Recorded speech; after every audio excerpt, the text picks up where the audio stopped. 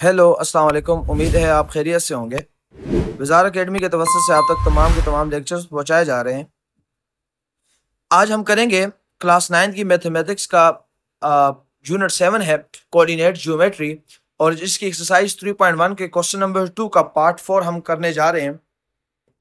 इससे पहले previous part के अंदर हम लोग बेसिकली क्या डिस्कस कर रहे थे? हम डिस्कस कर रहे थे कि हमारे पास बेसिकली कोलिनियर पॉइंट्स होते हैं और नॉन कोलिनियर पॉइंट्स होते हैं, और डिस्टेंस के फार्मूले की मदद से और ग्राफिकली रिप्रेजेंट करके हम ये बताने की कोशिश करते थे कि हमारे पास जो पॉइंट है, ये पॉइंट हमारे पास बेसिकली और इनके जो कोऑर्डिनेट्स बेसिकली हमें गिवन है। जैसे मान लीजिए ये मेरे पास पॉइंट P1 है और उसकी कोऑर्डिनेट गिवन है, ये मेरे पास पॉइंट P2 है और ये मेरे पास पॉइंट P3 है। इन पॉइंट्स के कोऑर्डिनेट गिवन है। इन गिवन कोऑर्डिनेट्स के अकॉर्डिंगली हम लोग ये मालूम करते थे कि आया ग्राफिकली ये पॉइंट्स को हमें कोलिनियर नजर आ रहे हैं कि नहीं, मतलब ये कि ये एक लाइन में हमें नजर आ रहे हैं कि नहीं। दूसरी बात ये थी कि हम लोग ये भी साबित करने की कोशिश करते थे theoretically by using distance formula, और डिस्टेंस का फार्मूला बेसिकली हमारे पास क्या था? x2 माइनस x1 का square plus y2 minus y1 का स्क्वायर। तो इन गिवन इस गिवन फार्मूले की मदद से हम लोग ये साबित करने की कोशिश करते थे कि हमारे पास जो कौन सा रिलेशन साबित करने की कोशिश करते थे? बेसिकली कोलिनियर पॉइंट्स का एक रिलेशन है, distance between point A and B plus distance between point B and C will be equal to distance between point A and C. इन पॉइंट्स के दरमियान इस इक्वेशन को बेसिकली इस डिस्टेंस फार्मूले की मदद से हम लोग क्या करते थे? साबित करने की कोशिश करते थे। अब इन सवालात को सॉल्व करने का पैटर्न मैं पिछली वीडियोस में भी कई बार बता चुका हूं। सबसे पहले अगर आपने जब भी कोलिनियर पॉइंट्स को देखना है तो सबसे पहले आप ग्राफिकली इसको देखेंगे कि आया हमारे पास जो गिवन पॉइंट्स है वो कोलिनियर है कि नहीं है, और इसके लिए आप सबसे पहले ग्राफ ड्रा करेंगे और ग्राफ की लैंड मार्किंग को आप सबसे पहले डिस्कस करेंगे।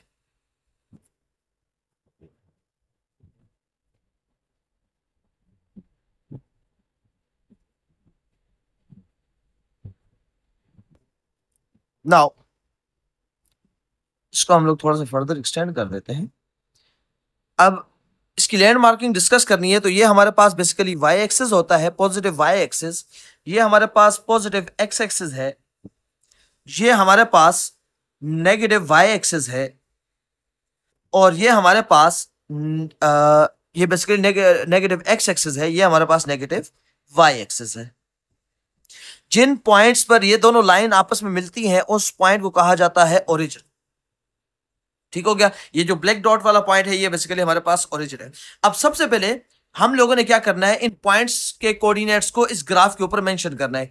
सबसे पहले हम लोग मेंशन करेंगे पॉइंट P1 को, और उसके कोऑर्डिनेट है, सबसे पहले जो कोऑर्डिनेट होता है ये हमारे पास x कोऑर्डिनेट है। चूंकि पॉइंट P1 है तो हम कहेंगे x1। ये हमारे पास पॉइंट P1 का y कोऑर्डिनेट है तो हम कहेंगे y1। ये हमारे पास x2 हो जाएगा, ये हमारे पास y2 होगा, ये हमारे पास x3 होगा, और ये हमारे पास y3 होगा। नाउ सबसे पहले पॉइंट P1, तो पॉइंट P1 की अगर x की वैल्यू देखी जाए तो 6 है, तो इसका मतलब ये है कि ये हमारे पास, अगर मैं आपको इसको दिखाने की कोशिश करूं तो ये देखिए, ये हमारे पास पॉइंट, ये हमारे पास 1 2 3 4 5 एंड 6, यहां पे बेसिकली हमारे पास क्या आएगा? 6 आएगा। तो दोबारा देख लीजिए, 1 2 3 4 5 एंड 6, यहां पे आ जाती है हमारे पास x की वैल्यू, और y की वैल्यू आती है 3। तो 3 देख लीजिए, ये ओरिजिन है 0, उसके बाद 0, उसके बाद आ जाता है 1 2 एंड 3। ये अब इन दो पॉइंट्स को आप आपस में मिला लीजिए, तो जिस पॉइंट पे ये दोनों पॉइंट आपस में मिल रहे हैं वो हमारे पास पॉइंट हो जाएगा पॉइंट P1, और उसके कोऑर्डिनेट हमारे पास 6 एंड 3। नाउ अब उसके बाद हम लोगों ने मेंशन करना है पॉइंट P2 को। पॉइंट P2 की x की वैल्यू हमारे पास 14 है, तो जैसे कि मैंने बताया ये हमारे पास 0 1 2 3 4 5 6 7 8 9 10 11 12 13 एंड 14, और जो हमारे पास इसके y की वैल्यू है वो है 7। तो ये हमारे पास देख लीजिए 0 1 2 3 4 5 6 एंड 7। अब इन पॉइंट्स को आप आपस में मिला लीजिए,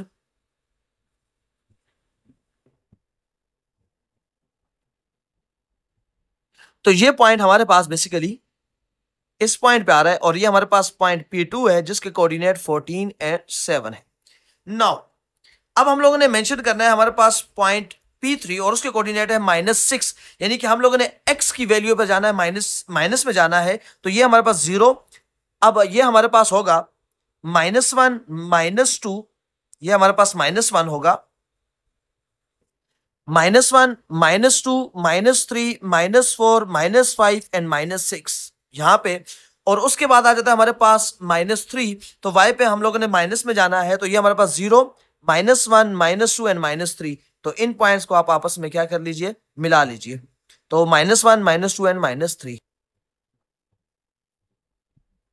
तो जिस पॉइंट पे ये आपस में मिलेंगे वो हमारे पास पॉइंट P3 होगा और उसके कोऑर्डिनेट हमारे पास -6 एंड -3। नाउ अब हम लोग क्या करेंगे, इन पॉइंट्स को आपस में मिला लेंगे और इसके लिए हम लोग क्या करेंगे, लाइन सेगमेंट को ड्रॉ करेंगे। तो देख लीजिए, अगर मैं इन पॉइंट्स को आपस में मिला लूं,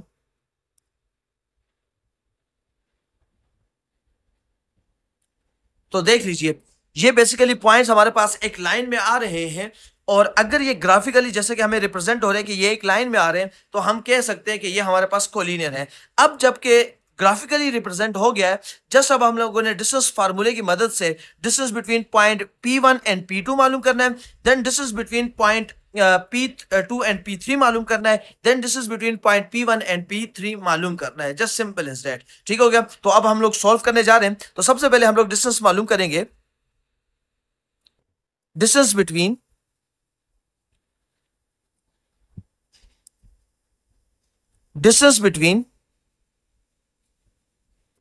point P1 and point P2 will be equal to square root of x2 minus x1 का square plus y2 minus y1 का स्क्वायर। नाउ सबसे पहले x2 की वैल्यू देखें, तो x2 की वैल्यू हमारे पास आ जाती है 14 माइनस, और x1 की वैल्यू आ जाती है हमारे पास 6 का स्क्वायर प्लस, और y2 की वैल्यू आ जाती है हमारे पास 7 और y3 की वैल्यू आती है 3, 7 माइनस 3 का स्क्वायर। तो ये हमारे पास हो जाएगा 14 माइनस 6 हमारे पास आ जाएगा 8 का स्क्वायर प्लस, और हमारे पास 14 माइनस 6 8 और 7 माइनस 3 4, तो ये हमारे पास हो जाएगा 4 का स्क्वायर, जो कि हमारे पास बनता है 8 का स्क्वायर हमारे पास 64 बनता है, प्लस 4 का स्क्वायर 16 बनता है, तो ये हमारे पास आ जाएगा। अब 64 प्लस 16 हमारे पास आ जाता है 80। ठीक हो गया। और हम लोग इसको लिख सकते हैं square root of 4 multiply by 20, जो कि हमारे पास बन सकता है square root of 4 into square root of 20, और मैं लिख सकता हूं स्क्वायर रूट ऑफ 4 मेरे पास 2 के बराबर है, और इंटू 20 मैं स्क्वायर रूट ऑफ 20 को मजीद लिख सकता हूं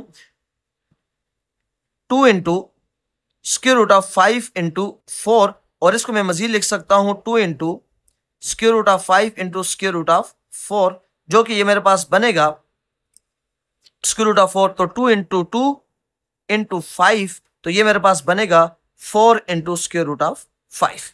तो ये मेरे पास एक आंसर आ गया distance between point P1 and point P2। Now अब उसके बाद आ जाता है हमारे पास distance between point P1 and P2 हो चुका। अब distance between point P2 and point P3 will be equal to x2 minus x1 का square plus y2 minus y1 का स्क्वायर। नाउ अब यहां पर x2 की वैल्यू हमारे पास जो लास्ट पॉइंट होगा पॉइंट P3 वो सेकंड बन जाएगा, और जो पहला पॉइंट होगा जैसे यहाँ पे P2 है वो P1 बन जाएगा। ठीक हो गया। तो ये हो जाएगा -6 माइनस x1 की वैल्यू, यानी कि हमारे पास x2 की वैल्यू बनेगी वो है 14 का स्क्वायर प्लस y2, तो y2 की वैल्यू है जी हमारे पास, यानी y3 की वैल्यू y2 बनेगी तो -3 माइनस y1 की वैल्यू आ जाती है, यानी कि y2 की वैल्यू y1 बन जाएगी, तो वो है हमारे पास 7 का स्क्वायर। तो ये हमारे पास हो जाएगा। अब -16 -14 हमारे पास बन जाता है -20, और -20 का स्क्वायर प्लस हमारे पास बनेगा ये -20 का स्क्वायर, उसके बाद हमारे पास बनेगा जी -10 का स्क्वायर, और अब हमारे पास आ जाएगा -20 का स्क्वायर हमारे पास बन जाएगा 400 प्लस ये 10 का स्क्वायर हमारे पास बन जाएगा 100, तो ये हमारे पास हो जाएगा स्क्वायर रूट ऑफ 500। अब मैं इसको लिख सकता हूं, इसको अगर लिखा जाए तो हम लोग लिख सकते हैं, अगर हम लोग मल्टीप्लाई करें 25 को किसके साथ, अगर हम लोग 25 को मल्टीप्लाई करें, अगर हम 25 को मल्टीप्लाई करें किसके साथ, 20 के साथ, तो 20 के साथ देख लीजिए 25 मल्टीप्लाई बाय 20, तो 0 5 are 0, 0 2 are 0, 2 5 are 10, 0 और 1 कैरी, 2 2 are 4 एंड 5, तो ये हमारे पास आ जाएगा 0 0 500। तो हम लोग 25 को मल्टीप्लाई कर सकते हैं 20 के साथ, तो अब मैं 25 को लिख सकता हूं, अब मैं लिख सकता हूँ इस पूरे पैटर्न को मैं लिख सकता हूँ square root of 25 multiply by square root of 20, तो ये मेरे पास बन जाए स्क्वायर रूट ऑफ 25 बनेगा 5 इंटू स्क्वायर रूट ऑफ 20, और इसमें मैं लिख सकता हूँ स्क्वायर रूट ऑफ 20 को मैं लिख सकता हूँ 5 into square root of 5 multiply by 4, जो कि मेरे पास बनेगा 5 इंटू 2 इंटू 5, क्यों, क्योंकि स्क्वायर रूट ऑफ 4 जब निकालूंगा तो वो मेरे पास 2 आ जाएगा, तो 5 2 are 10 into square root of 5, ये मेरे पास एक आंसर आ गया इसका। नाउ अब हमारे पास रह जाता है बिल्कुल लास्ट पार्ट, और लास्ट पार्ट हमारे पास बेसिकली क्या है, लास्ट पार्ट में हम लोगों ने देखना है, लास्ट पार्ट के अंदर हम लोगों ने मालूम करना है distance between point A and C. अब डिस्टेंस यानी पॉइंट P3 एंड P1 के दरमियान हम लोगों ने क्या करना है, डिस्टेंस मालूम करना है। तो distance between point P1 and P3 will be equal to, अब मैं इसको डायरेक्ट करने की कोशिश करूंगा, तो हमारे पास बनेगा -6 माइनस, और मेरे पास आ जाएगा माइनस, चूंकि P3 माइनस P है, x2 माइनस x1 है, तो ये मेरे पास बन जाएगा -6 और -6 का स्क्वायर प्लस, और मेरे पास बनेगा -3 और -3 का स्क्वायर। अब -6 मेरे पास बनेगा -12 का स्क्वायर प्लस -3 और -3 -6 का स्क्वायर, और 12 का स्क्वायर मेरे पास बन जाए, -12 का स्क्वायर बन जाएगा मेरे पास 144 प्लस 6 का स्क्वायर -6 का स्क्वायर बन जाएगा 36, तो मेरे पास प्लस 36, तो मेरे पास 144 प्लस 36, तो ये मेरे पास बनेगा 4 प्लस 6 हमारे पास 10 आ जाएगा, और 4 5 और 3 8 हो जाएगा, और ये मेरे पास हो जाएगा 180, तो स्क्वायर रूट ऑफ 180 आ जाएगा मेरे पास। अब हमारे पास आ गया स्क्वायर रूट ऑफ 180।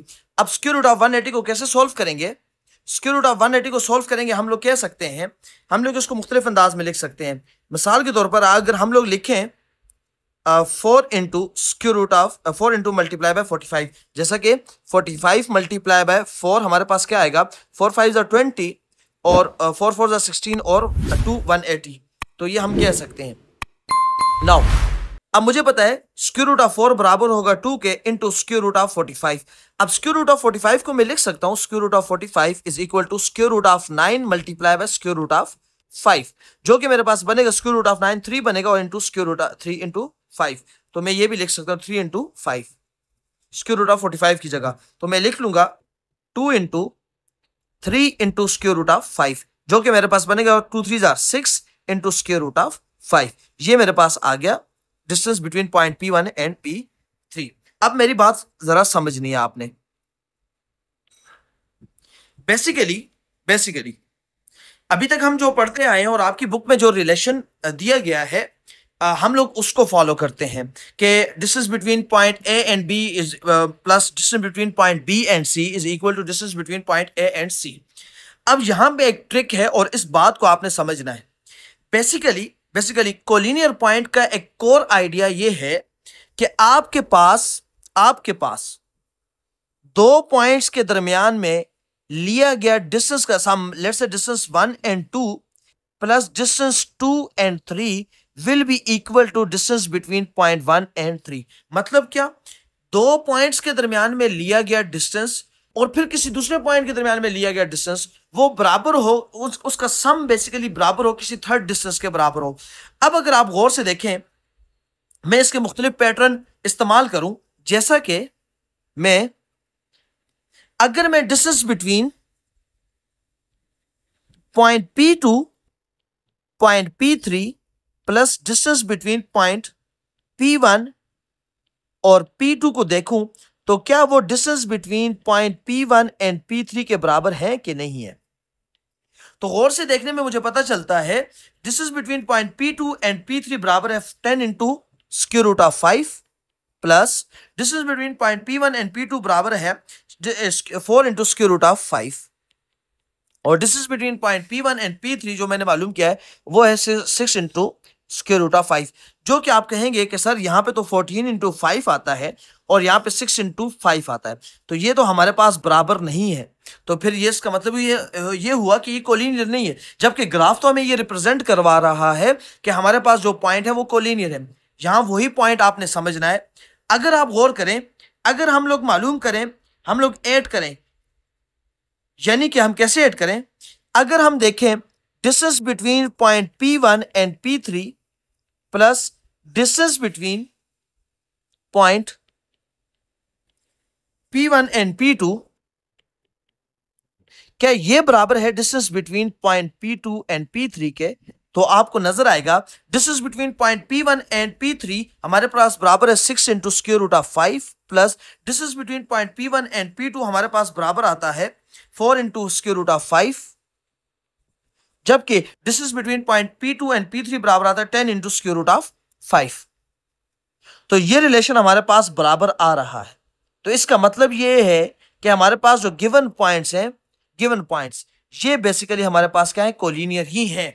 ये वाला रिलेशन अगर साबित नहीं आ रहा तो इसका ये हरगिज मतलब नहीं है कि हमारे पास पॉइंट कोलिनियर नहीं है। मैंने फिर बताया, जब भी किसी दो पॉइंट्स के दरमियान का सम एक और पॉइंट के सम के बराबर आ रहा है, यानी सिंगल पॉइंट के सम के बराबर आ रहा है, तो हम कहेंगे ये हमारे पास कोलिनियर है। शर्त ये है कि जब भी दो पॉइंट्स के दरमियान का सम हम निकालें तो वो हमारे पास किसी थर्ड पॉइंट के बराबर आना चाहिए, और इस क्वेश्चन में यही बात आपने याद रखनी है। ठीक हो गया। उम्मीद है आपको ये क्वेश्चन समझ आया होगा। अगर आपको ये बात समझ नहीं आई तो आप कमेंट सेक्शन में मुझसे पूछ सकते हैं। Thank you so much.